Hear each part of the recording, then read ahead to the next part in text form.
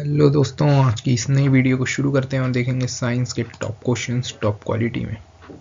आज का question number first है कि मनुष्य में एफ्लाटॉक्सिन खाद्य विषाक्तन द्वारा सामान्य कौन सा अंग प्रभावित होता है। इस एफ्लाटॉक्सिन खाद्य विषाक्त के द्वारा कौन सा अंग प्रभावित होता है। ऑप्शन ए है हृदय, फेफड़ा, वृक्क, यकृत। कौन सा अंग प्रभावित होता है इससे? तो इससे प्रभावित होने वाला अंग है ऑप्शन नंबर डी, मतलब यकृत। एफ्लाटॉक्सिन खाद्य विषाक्तन के द्वारा कौन सा अंग प्रभावित होता है? यकृत। नेक्स्ट क्वेश्चन है कि हेपेरिन जो परिसंचरण तंत्र में रक्त के थक्कों के जमाव को रोकता है का निर्माण किसके द्वारा होता है। लिम्फोसाइट्स, न्यूट्रोफिल्स, बेसोफिल्स या इओसिनोफिल्स। हेपेरिन जो है परिसंचरण तंत्र में रक्त के थक्के के जमाव को क्या करता है? रोकता है। किसके कारण? तो इसका सही जवाब है ऑप्शन नंबर सी, बेसोफिल्स। सही उत्तर क्या है? बेसोफिल्स। नेक्स्ट क्वेश्चन है कि पित्त रस विषयक निम्नलिखित कथनों में से कौन सा सत्य है। यह पित्ताशय में संश्लेषित होता है। इसमें उपस्थित लवण वसा का पायशीकरण करते हैं। इसमें उपस्थित एंजाइम वसा का पायशीकरण करते हैं, वसा का पाचन करते हैं, इसमें उपस्थित एंजाइम जो है वसा का क्या करते हैं? पाचन करते हैं। इसकी प्रकृति कैसी होती है? अम्लीय होती है। बताइए कौन सा कथन पित्त रस से संबंधित सत्य है। तो इसका सही जवाब क्या होगा?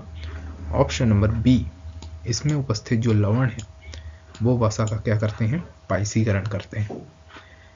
नेक्स्ट क्वेश्चन है क्वेश्चन नंबर 4। निम्न जोड़ों में से कौन सा जोड़ा सुमेलित सही सुमेलित है कहा है।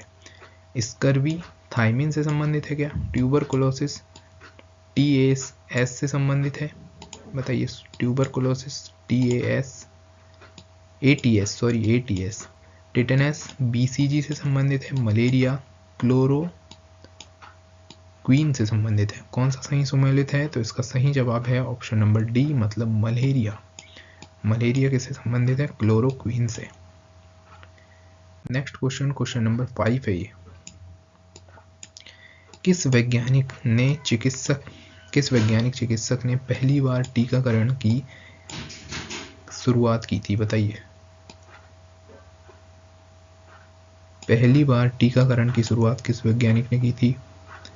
Joseph Lister, Robert Koch, Elie Metchnikoff या फिर एडवर्ड जेनर।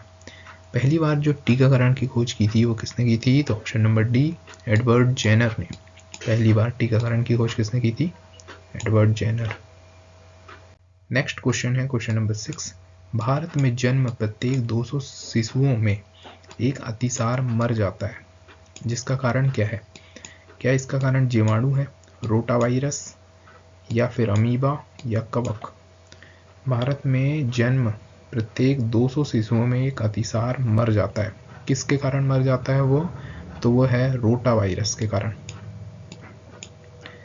नेक्स्ट क्वेश्चन है क्वेश्चन नंबर 7। निम्न में से किस प्रतिरक्षा को पहली पंक्ति रक्षा कहा जाता है? पहली पंक्ति रक्षा कहा जाता है। प्राप्त प्रतिरक्षा, जन्मजात प्रतिरक्षा, सक्रिय प्रतिरक्षा या फिर निष्क्रिय प्रतिरक्षा। निम्न में से किस प्रतिरक्षा को पहली पंक्ति रक्षा कहा जाता है? तो इसका सही जवाब है ऑप्शन नंबर बी, मतलब कि जन्मजात प्रतिरक्षा। जन्मजात प्रतिरक्षा को पहली प्रतिरक्षा पंक्ति कहा जाता है। नेक्स्ट क्वेश्चन है कि हाथों के रोगी के निदान में निम्न में से कौन सी किरणों का प्रयोग किया जाता है। ऑप्शन ए है एक्स किरण, ए किरण, बी किरण या फिर गामा किरण। तो इसका सही जवाब क्या है? हाथों के रोगी के निदान में एक्स किरणों का प्रयोग किया जाता है। किसका? एक्स किरणों का। नेक्स्ट क्वेश्चन है कि एस्पिरिन क्या है? एक प्रतिजैविकी, एंटीपायरेटिक, शामक या फिर उपयुक्त में से कोई नहीं। तो एस्पिरिन क्या है बताइए। तो एस्पिरिन है एक एंटीपायरेटिक दवाई है, एस्पिरिन एंटीपायरेटिक। नेक्स्ट क्वेश्चन है क्वेश्चन नंबर 10। निम्नलिखित में से किसका उपयोग लोगों का सीधे तौर पर उपचार करने के लिए नहीं किया जाना चाहिए। लोगों का सीधे तौर पर उपचार नहीं करने के लिए नहीं किया जाना चाहिए। लोगों का सीधे तौर पर उपचार नहीं किया जाना चाहिए। तो कीटाणुनाशक आएगा, एंटीबायोटिक्स, पेंटीसेप्टिक या फिर मलेरिया रोधी। किसका प्रयोग जो है लोगों का सीधे तौर पर उपचार नहीं किया जाना चाहिए? तो इसका सही जवाब है ऑप्शन नंबर ए, मतलब कीटाणुनाशक का जो है सीधे तौर पर उपचार नहीं किया जाना चाहिए। क्वेश्चन नंबर 11 है कि निम्नलिखित आनुवंशिक रोगों में से कौन यौन संबंधित है? हीमोफीलिया, टे सेक्स व्याधि या फिर सिस्टिक फाइब्रोसिस या फिर हाइपरटेंशन। यौन संबंधित कौन सा है बताइए? आनुवंशिक यौन संबंधित। तो इसका सही जवाब है ऑप्शन नंबर ए, मतलब हीमोफीलिया जो है आनुवंशिक यौन संबंधित है, हीमोफीलिया। नेक्स्ट है निम्नलिखित में से कीमोथेरेपी क्या है? कीमोथेरेपी का उपयोग किस में किया जाता है? कैंसर के उपचार में, ठीक है। ऊष्मा का प्रयोग, रसायन का प्रयोग या फिर उपचार के लिए प्राकृतिक अभिकर्मक का प्रयोग। उपचार के लिए ऊष्मा का प्रयोग, उपचार के लिए रसायन का प्रयोग, उपचार के लिए प्राकृतिक अभिकर्मक का प्रयोग या फिर उपयुक्त में से सभी। तो इसका सही जवाब है ऑप्शन नंबर बी, मतलब कि उपचार के लिए हम किसका प्रयोग करते हैं?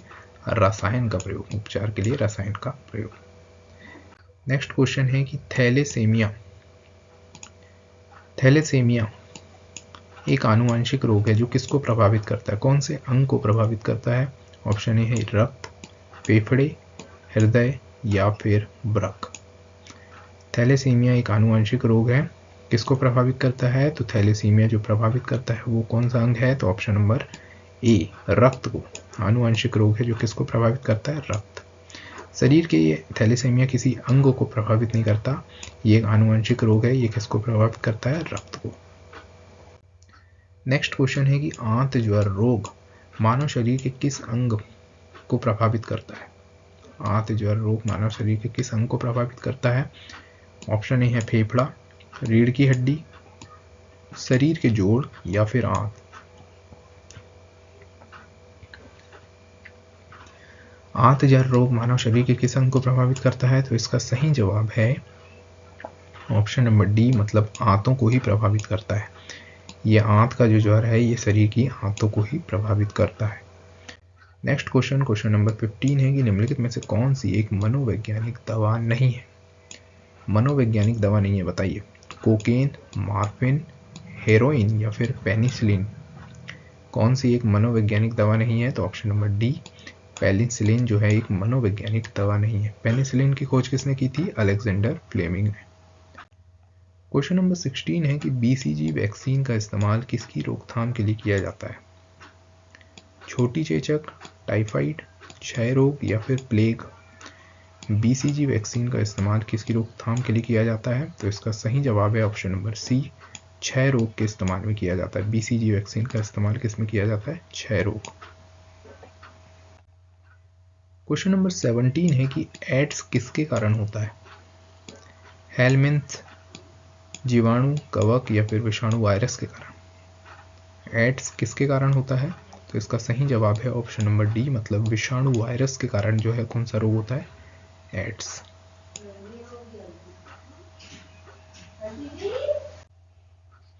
नेक्स्ट क्वेश्चन कहता है कि अल्जाइमर रोग मानव शरीर का कौन सा अंग प्रभावित करता है? बताइए।